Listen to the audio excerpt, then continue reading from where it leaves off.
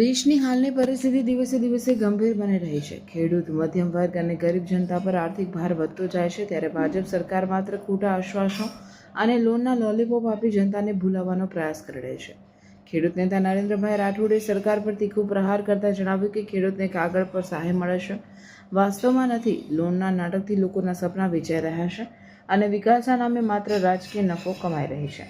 તેમણે વધુમાં ઉમેર્યું છે કે આજના સમયમાં ખેડૂતો દેવામાં દબાઈ ગયા છે, રોજગારના અવસરો ઘટી રહ્યા છે અને મધ્યમ પરિવારો જીવન જરૂરી વસ્તુઓના ભાવ વધારાથી ત્રાહિમામ પુકારી રહ્યા છે. છતાં પણ સરકાર સુવર્ણ ભારતના ખાલી વાયદાઓનો ઢૂલ પીટતી રહી છે. ખેડૂત નેતા રાઠોડના તીખા શબ્દોમાં સ્પષ્ટ સંદેશ: જો આ દેશના ખેતરો સુખી નહીં રહે તો દેશ કદી સમૃદ્ધ નહીં બને. નમસ્કાર મિત્રો, હું રાજકોટથી નરેન્દ્રભાઈ રાઠોડ. મિત્રો, આજે આપણે આ ગુજરાત અને ભારતની સરકાર કેવી ભ્રષ્ટાચારી સરકાર છે તે વિશે આપણે થોડી વાત કરીશું. મિત્રો, ત્યારે મારે આપનું ધ્યાન દોરવું છે કે આ સરકાર અને સરકારના કર્મચારીઓ અને અધિકારીઓ આ પબ્લિકને, લોકોને કેવા છેતરે છે તે વિશે આપણે થોડી વાત કરશું. મિત્રો, વિગતવાર મિત્રો, હમણાં જ મારો એક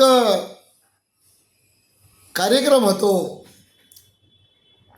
કે આજે જિલ્લા પંચાયત બહુમાળી ભવન રાજકોટ ખાતે આજે મારે મુલાકાત લેવી જોઈએ. ત્યારે હું બહુમાળી ભવન ખાતે પહોંચ્યો અને કાયમિક માટે છાપા ટીવીની અંદર માનનીય દેશના વડાપ્રધાન નરેન્દ્રભાઈ મોદી જે યોજનાઓની જે કાયમિક છાપાઓ ભરીને વાતો આવે છે, ફોટા આવે છે, ભૂપેન્દ્રભાઈ પટેલ મુખ્યમંત્રીશ્રીના પણ, કે મેં આજે આ યોજનાઓ લાગુ કરી છે ભારતની અંદર, આજે આ યોજનાઓનો લાભ લોકોને મળશે, તે વિશે વાત કરતા હોય છે. ત્યારે આજે આ બહુમાળી ભવનની અંદર બે મુલાકાત લીધી. ત્યારે બહુમાળી ભવનની અંદર મેં ચર્ચાઓ અધિકારી સાથે કરી અને 10 મિનિટ હું એક સાઈડ ઊભો રહ્યો અને અનેક લોકો, કોઈને સેન્ટરિંગની લોન, કોઈને રોજગાર માટેની લોન, કોઈ નાની મોટી લોન માટે લોકો ફોર્મ લેવા માટે આવતા હતા. ત્યારે અનેક લોકો ત્યાં આવ્યા. બધા લોકો આવે એટલે ટેબલ ઉપર એક અધિકારી બેઠા હોય. બોલો, આવો ભાઈ, કેમ છો ભાઈ? મજામાં? કે હા મજામાં. કે શું હતું બોલો? તો કે ભાઈ કે સેન્ટરિંગની લોન મારે લેવાની હતી. તો કે કંઈ વાંધો નહીં, સેન્ટરિંગની લોન આપને મળી જશે. પછી એક ચોપડો કાઢવામાં આવે, એટલે એનો જે રજિસ્ટર છે તે કાઢવામાં આવે. તે રજિસ્ટરની અંદર નામ, નંબર, સરનામું, વિગત, આધાર કાર્ડ નંબર, તે બધું જ નોંધ કરવાનું અધિકારી તરફથી કહેવામાં આવે. અને કોઈ અરજદાર હોય તે અભણ હોય તો જે તેમ બોલે તેવી રીતના લખી લેવામાં આવે અને એની સહી કરી લેવામાં તો અથવા અંગૂઠાનું ફિગર લઈ લેવામાં આવે. ત્યારે તે વ્યક્તિને એવું લાગે કે મને સેન્ટરિંગની લોન મળી ગઈ છે, તેવો વિશ્વાસ પણ આપવામાં આવે કે આ ફોર્મ ભરી અને તમે પાછા અહીંયા અમને આપી જશો. એટલે ગરીબ માણસ હોય અથવા રોજગારી ન હોય તેવા વ્યક્તિને કારખાનાની લોન હોય કે સેન્ટરિંગની હોય કે કડિયા કામની હોય કે કોઈ પણ લોન હોય એટલે ખૂબ જ આનંદિત થાય. તેમના પરિવારને પણ ઘરે જઈને કહે કે ભાઈ હવે આ ફોર્મ લઈ આવ્યા છીએ અને આપણું જે દુઃખ દર્દ છે તે હવે સરકાર આપણું દુઃખ દર્દ લઈ લેશે. તેવા વિચારો લઈ અને ઘરે જાય. ત્યારે ફોર્મની અંદર જે ડોક્યુમેન્ટરી જે વિગતો લખેલી હોય તેમાં આગળના ભાગમાં સસ્તા ડોક્યુમેન્ટ આવે. એટલે કે સસ્તા એટલે કે આધાર કાર્ડ ને રેશન કાર્ડ ને ચૂંટણી કાર્ડ ને 2 ફોટા ને એવું બધું નાના મોટી વિગતો આવે એટલે એ વિગતો એ ભરી લે છે. એ ભેગા કરીને જાતિનો દાખલો ને આવું તેવું બધું હોય તે ભરી લે. પછી એમાં પછી વિગત આવે કે એક નોકરીવાળો અથવા 2 નોકરીવાળા જામીન લઈ આવો, જે સરકારી નોકરી કરતા હોય તેવા જામીન લઈ આવો, કોઈના મકાનના દસ્તાવેજવાળા જામીન લઈ આવો, કોઈના 7-12-8 વાળા જામીન લઈ આવો અને અનેક પ્રકારના ડોક્યુમેન્ટરી કામ કાઢવામાં આવે. તો એ નાનો માણસ હોય અથવા જેને લોકોને લોનની જરૂર હોય તેવા લોકો આ પ્રોસેસ કરી ન શકે. ત્યાર પછીનું કોટેશનનું પણ એમાં વિગત લખવામાં આવે કે ભાઈ કોટેશન પણ તમારે આમનું આપવાનું કે 5 લાખ રૂપિયાની લોન હોય અથવા 2 લાખ રૂપિયાની લોન હોય તો 18% લખે કોટેશનવાળો પૈસા લે. એટલે 18 દુને 3600 રૂપિયા ડાયરેક્ટ જ એને આપવા પડે. 18 દુ 36,000 રૂપિયા કે ભાઈ આ કોટેશન. ત્યારે કોટેશનવાળો કોટેશન આપે અને એ બધું કમ્પ્લીટ થાય તો હાથબારવાળા આવે તો હાથબારવાળો કોઈ આપે નહીં. એ કદાચ કમ્પ્લીટ થાય તો કોઈ મકાનવાળો દસ્તાવેજ ન આપે, એ જામીન ન થાય.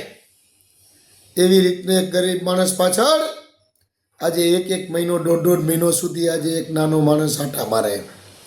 છેલ્લે લોન ન થાય, થાકી હારીને ઘરે બેસી જાય અને 1 મહિના સુધી ખેતમજૂરી કરતો હોય કે કારખાનામાં જતો હોય કે કોઈ પણ કામકાજ કરતો હોય વ્યક્તિ, તે કામ ઉપર ન જાય તો તેની ઘરની દશા કેવી થાય. અને એના ઘરની અંદર ધંધો રોજગાર ચૂલા ન સળગે. છતાંય આ સરકાર આજે વાતો કરે કે અમે કરોડો રૂપિયા લોન આપીએ છીએ, અમે આમ કરીએ તેમ કરીએ.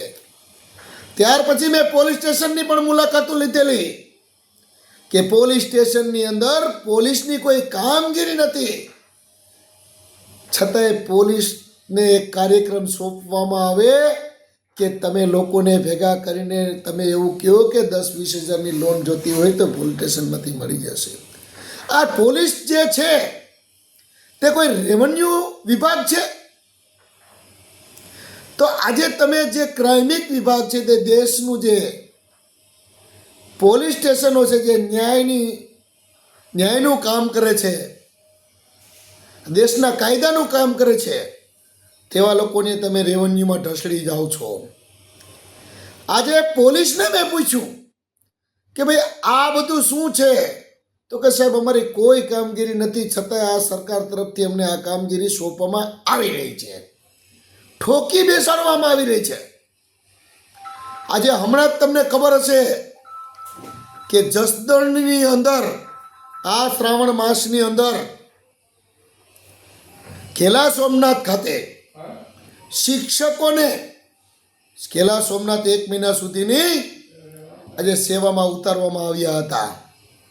આ સરકારનું કામ છે? આવી રીતનું કામકાજ છે? આજે પોલીસને એની અંદર ઇન્વોલ્વ લઈ લેવાની, શિક્ષકોને આજે તમારા સેવામાં મંદિરોમાં લઈ જવા. હું પણ હિન્દુ ધર્મ પાડું છું, કોઈ વિરોધ નથી, પણ આ કામ તમારે એની પાસે કરાવવાનું છે.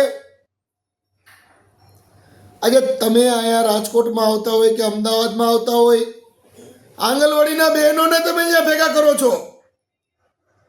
આજે આ પબ્લિકના ટેક્સના પૈસાનું આજે આ દેશ અને આ ગુજરાતની અંદર હનન થઈ રહ્યું છે. ત્યારે મિત્રો આજે આપણે સૌએ જાગૃત થવું પડશે.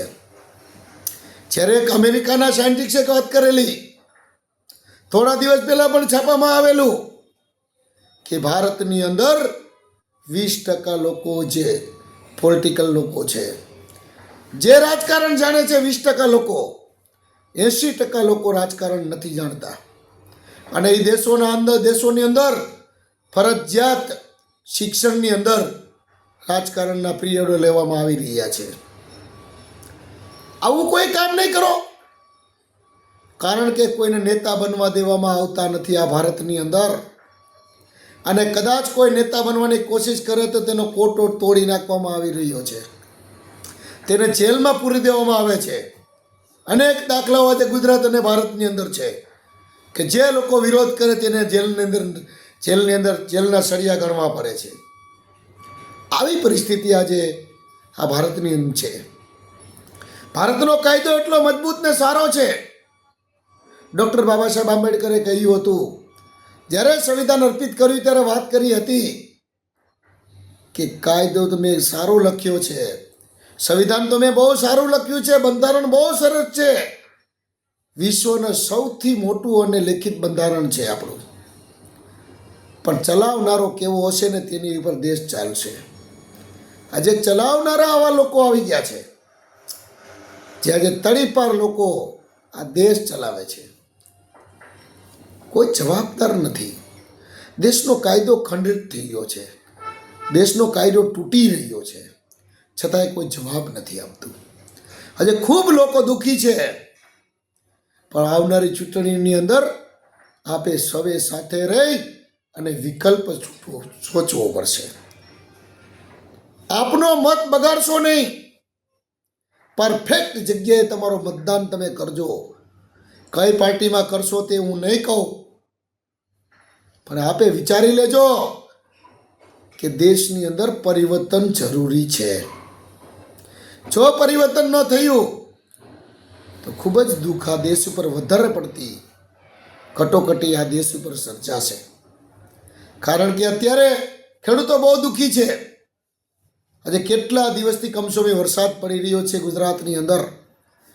આજે મગફળીનું પાક આવી ગયો છે, મગફળી પાકી ગઈ છે, પણ ખેડૂતો મગફળી કાઢી નથી શકતા, કારણ કે વરસાદ કમસોમી ચાલુ છે. અને મગફળીને નહીં કાઢે તો ઉપરના પાંદ હોય, જે ઘાસ છે, જે ચારો છે, તે બગડી જશે. અને વધારે પડતું નહીં કાઢે તો નીચે મગફળી છે તે પણ ઉગી જશે. બહુ ખેડૂતો દુઃખી છે. અત્યારે માંડ ખાતરના ભાવ આવડા. આજે ખૂબ જ દુઃખ ખેડૂતોને પડી રહ્યું છે. અને એ મગફળી એને ઉગાડી અને પાક ઉપર લઈ આવ્યા છે, તો આજે વરસાદ ચાલુ છે. કોના કારણે? કે આવા લોકો છેતરપિંડી ગુજરાતની અંદર થઈને આજે ભારતની અંદર અનેક જગ્યાઓમાં વરસાદ ખૂબ જ વિખંડ આવ્યા, ખૂબ જ લાખો લોકો મરી ગયા. કારણ કે પાપ વધી ગયું છે. એટલે પાપનું હવે આ પાપને આપણે અહીંયાથી ધોવા માટે આપણે સૌએ સાથે રહી અને આવનારી ચૂંટણીઓની અંદર મતદાન કેવી રીતના કરવું અને 50 ગ્રામ ગાંઠિયામાં ન વેચાવવું અને યોગ્ય જગ્યાએ આપનો મત, કિંમતી મત વાપરશો. અને આપના બાળકોને ખાસ કરીને તો રાજકારણ ફરજિયાત શીખડાવો. શિક્ષણ અને રાજકારણની બહુ જરૂર છે આ દેશને. જ્યાં સુધી આ બે નબળું હશે ને ત્યાં સુધી આવા માયકા આંગલાઓ નેતાઓ આપણને ખાતા રહેશે. માટે આવનારી ચૂંટણીઓમાં આપ જવાબ દેવા તૈયાર રહો. નરેન્દ્રભાઈ રાઠોડ, રાજકોટ.